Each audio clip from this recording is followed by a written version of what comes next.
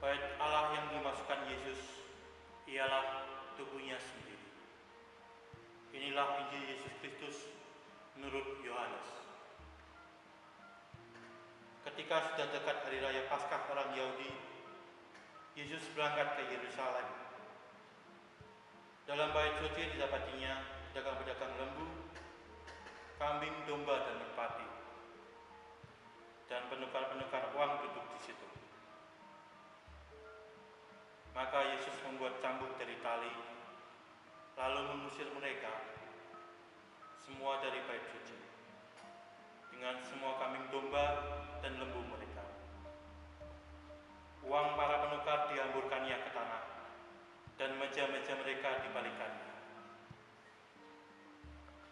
Kepada pedagang-pedagang merpati ia berkata, "Ambillah semua ini dari sini. Jangan membuat rumah Bapakku menjadi tempat berjualan." Maka teringatlah murid-murid Yesus bahwa ada tertulis, "Cinta untuk rumahmu menghanguskan aku." Tetapi orang-orang Yahudi menentang Yesus, katanya, "Tanda apakah dapat engkau tunjukkan kepada kami bahwa engkau berhak bertindak demikian?" Jawab Yesus kepada mereka, "Rombaklah bait Allah ini, dan dalam 3 hari aku akan mendirikannya kembali." Lalu kata orang Yahudi kepadanya, 46 tahun orang mendirikan bait Allah ini, dan engkau dapat membangunnya dalam 3 hari? Tetapi yang dimasukkan Yesus dengan bait Allah ialah tubuhnya sendiri. Sesudah Yesus bangkit dari antara orang mati, barulah teringat oleh murid-muridnya bahwa hal itu telah dikatakannya. Maka percayalah mereka akan kitab suci dan akan perkataan yang telah diucapkan Yesus. Demikianlah Injil Tuhan.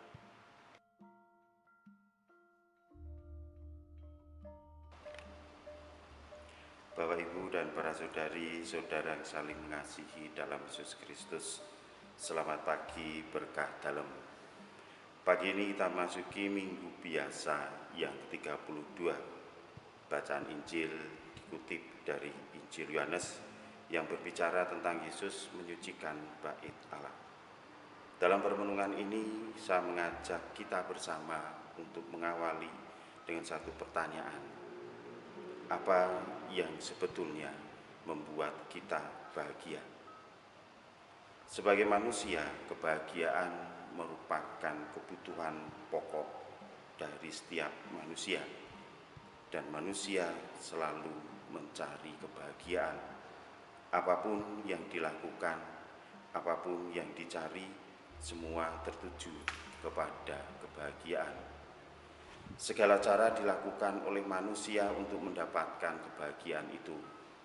Namun seringkali kita meletakkan kebahagiaan itu bukan dari apa yang ada di dalam diri kita, tetapi dari apa yang kita dapatkan. Padahal kalau kita merenungkan, dari semua yang kita dapatkan, tidak pernah cukup untuk mampu memberikan kebahagiaan di dalam kehidupan kita. Kalaupun itu memberikan kebahagiaan, sifatnya hanyalah sementara. Maka dalam bacaan Injil, Yesus mengajak kita kembali untuk melihat dari mana sumber kebahagiaan itu, yang tak lain adalah di dalam diri kita sendiri, yaitu di dalam hati kita. Karena kita sesungguhnya ketika menemukan kebahagiaan hanya ada di dalam diri Allah, dan Allah itu bersemayam dan tinggal di dalam hati kita. Yesus mengajak kita untuk kembali membersihkan tempat di mana Allah itu tinggal di dalam hati kita. Tidak mengotorinya dengan kepentingan-kepentingan kita, tidak mengotori dengan kehendak-kehendak kita, bahkan tidak mengotori dengan keegoisan kita.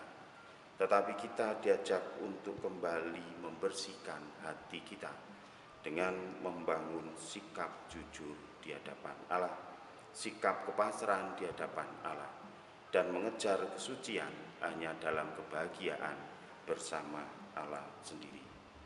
Dengan membangun sikap-sikap itu, maka kita akan sungguh mampu membersihkan hati kita dari kekotoran-kekotoran duniawi kita yang seringkali justru menghambat kita untuk meraih kebahagiaan yang abadi. Tuhan memberkati.